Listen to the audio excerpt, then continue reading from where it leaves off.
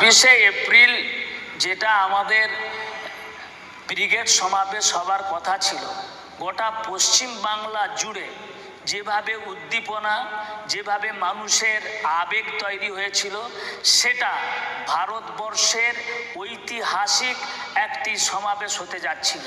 এটা মুখ্যমন্ত্রীর কষ্ট হয়েছে এবং অন্যান্য রাজনৈতিক দলের খুব কষ্ট হয়েছে। তারা চায় না মুসলিম কমিউনিটি এক হোক, তারা এক প্ল্যাটফর্মে আসুক।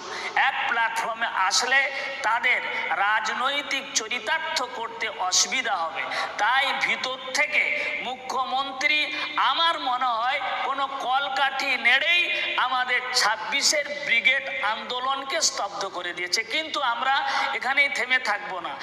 আমাদের সংবিধান আমাদেরকে রাইট দিয়েছে, আমরা সেই পথে চলছি, আমরা সেই পথে এগোচ্ছি। আমরা